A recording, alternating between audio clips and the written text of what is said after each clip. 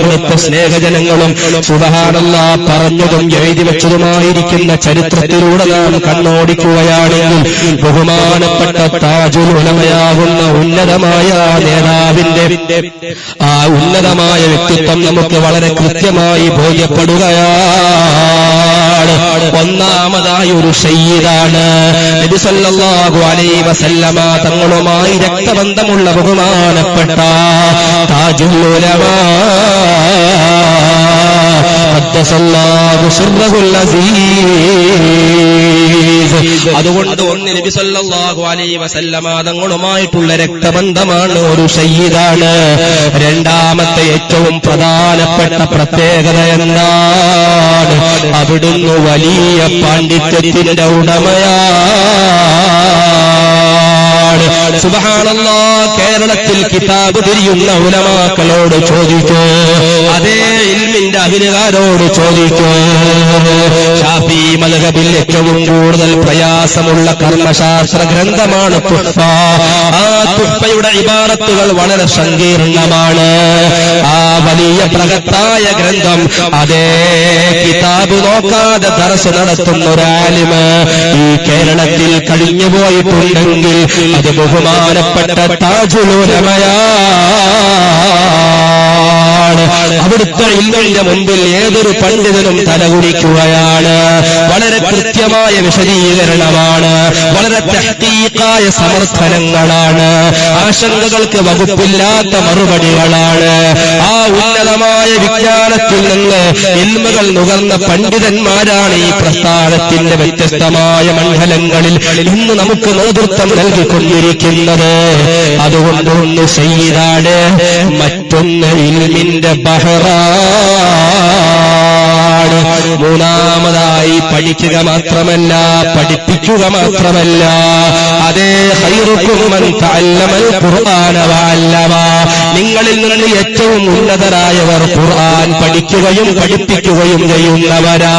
ആ വിഷയം യഥാർത്ഥത്തിൽ ഉൾക്കൊണ്ട ബഹുമാനപ്പെട്ട താജുൽ ഉലമ പഠിച്ചതനുസരിച്ച് ജീവിതത്തിൽ പ്രാക്ടിക്കലായി കൊണ്ടുവരികയാണ്. സസൂക്ഷ്മമായ ജീവിതമാണ്. രാത്രി വലിയ വലിയ പ്രോഗ്രാമുകളിൽ പങ്കെടുത്താലും ശരി, അവിടുന്ന് പതിവായി നിർവഹിക്കുന്ന ഔറാദുകൾ മുടങ്ങുന്നില്ല.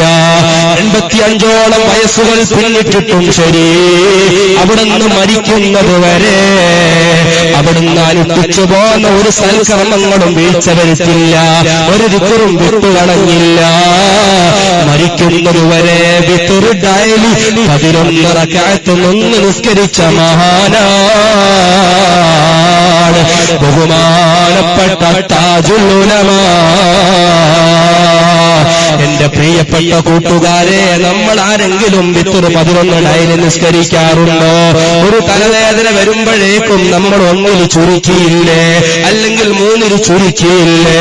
പ്രായാധിക്യം വകവെക്കാതെ, ക്ഷീണം വകവെക്കാതെ സുബ്ഹാനല്ലാഹ് അവിടുന്ന് വിത്ർ 11 റക്അത്ത് മരിക്കുന്നത് വരെ നിലനിർത്തി എന്ന് പറയുന്നത് എന്റെ പ്രിയപ്പെട്ടവരെ താജുൽ ഉലമയുടെ ഏറ്റവും വലിയ കറാമത്താണ്. കറാമത്ത് എന്ന് പറഞ്ഞാൽ കേവലം വായിലൂടെ സഞ്ചരിക്കുന്നത് മാത്രമല്ല. കറാമത്ത് എന്ന് പറയുന്നത് തന്റെ ഔറാദുകൾ എത്ര തിരക്ക് പിടിച്ച ജീവിതത്തിനിടയിലും ഒന്നുപോലും വിട്ടുപോകാതെ തന്റെ ദർസ് മുടങ്ങാതെ മുന്നോട്ട് നിയന്ത്രിച്ചു കൊണ്ടുപോകാൻ കഴിയുന്നത് ഏറ്റവും വലിയ കറാമത്തായി നാം മനസ്സിലാക്കണം. ബുദ്ധിയുള്ളവർ അങ്ങനെയാണ് മനസ്സിലാക്കേണ്ടത്.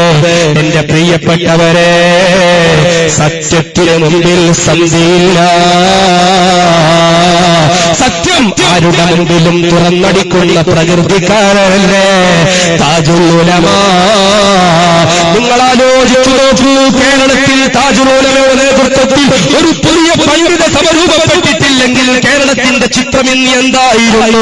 സുബ്ഹാനല്ലാഹ്, ഏക സിവിൽ കോഡടക്കമുള്ള വിഷയങ്ങളിൽ, മുത്തലാഖടക്കമുള്ള വിഷയങ്ങളിൽ പലപ്പോഴും സമുദായത്തിന്റെ പേര് പറഞ്ഞ് എല്ലാവരും ഒന്നിച്ചു നിന്നിട്ട് മതത്തിന്റെ നിയമങ്ങളെ കൊഞ്ചനം കുത്തുമ്പോ മതത്തിൽ അംഗീകരിക്കപ്പെട്ട വിഷയത്തെ വളരെ ലാഘവത്തോടെ കണ്ടിട്ട് മതത്തിന്റെ നിയമങ്ങളെ പരസ്യമായി വ്യഭിചരിക്കപ്പെടുമ്പോ സുന്നത്ത് ജമാഅത്തിന്റെ ആദർശ നിഷ്ഠയിൽ നിന്ന് ഒരിഞ്ച് പോലും പുറകോട്ട് പിറകോട്ടില്ല എന്ന് പ്രഖ്യാപിച്ച് സത്യത്തിന്റെ മുമ്പിൽ മുന്നോട്ട് വന്ന നേതാവല്ലേ ബഹുമാനപ്പെട്ട താജുൽ ഉലമാ ഖദ്ദസല്ലാഹു സിർറഹുൽ അസീസ്. വലൗ വഹദി, ഞാൻ ഒറ്റക്കായിരുന്നെങ്കിൽ പോലും, ഞാൻ ഒറ്റക്കാണെങ്കിൽ പോലും എന്റെ കൂടെ നിങ്ങൾ ആരും പോന്നിട്ടില്ലെങ്കിലും തോറ്റില്ലെങ്കിലും ശരി, അസത്യത്തിനെതിരെ ഞാൻ സന്ധിയില്ല സമരം നടത്തും. ധർമ്മത്തിന് സ്ഥാനം നൽകിയ, സത്യത്തിന് സ്ഥാനം നൽകിയ ബഹുമാനപ്പെട്ട താജുൽ ഉലമാ ഖദ്ദസല്ലാഹു സിർറഹുൽ അസീസ്. ഒരുപാട് പറയാനുണ്ട്. സുബ്ഹാനല്ലാഹ്, ഒരുപാട് കറാമത്തുകൾ അവിടുത്തെ ശിഷ്യന്മാർ, അവിടുത്തെ സ്മരണികൾ രേഖപ്പെടുത്തി വെച്ചിട്ടുണ്ട്. പ്രിയപ്പെട്ടവരെ, പരന്നു കിടക്കുന്ന ചരിത്രങ്ങൾ നിങ്ങൾക്ക് അന്വേഷിച്ച് നിങ്ങൾക്ക് കണ്ടെത്തി വായിക്കാവുന്നതാണ്.